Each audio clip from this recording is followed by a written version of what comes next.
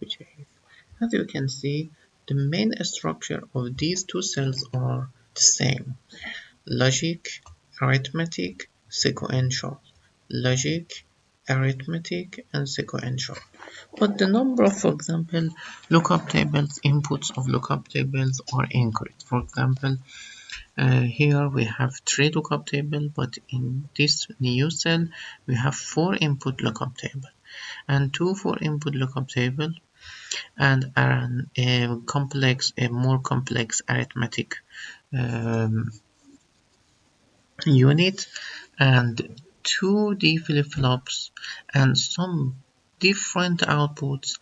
Then this cell can implement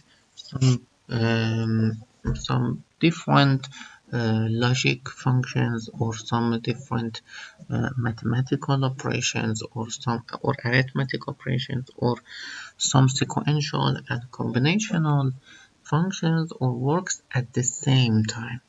It is very important. Okay, then by explanation about this CLB, the FPGA structure will be end, and we start a new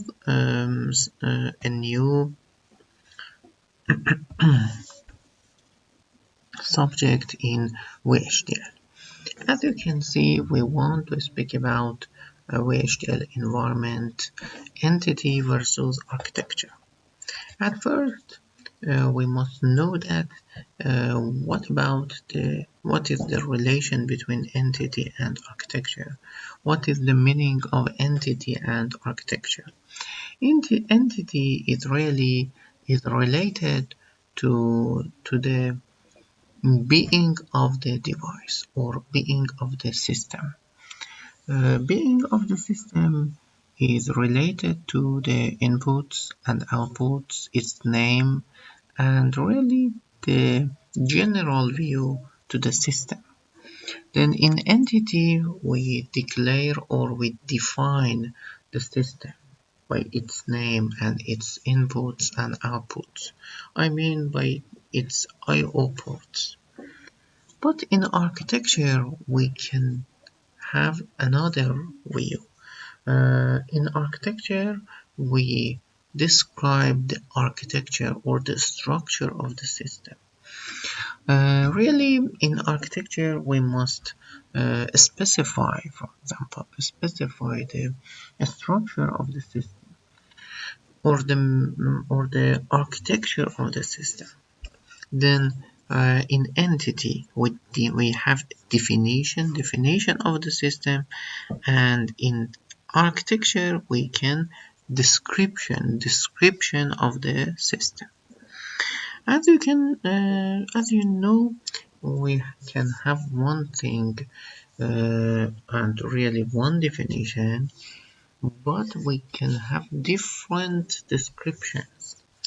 Then we can have one system or one circuit for definition, for entity definition, but we can have different architecture because we can describe this circuit or system in different ways. And in this slide we want to speak about the main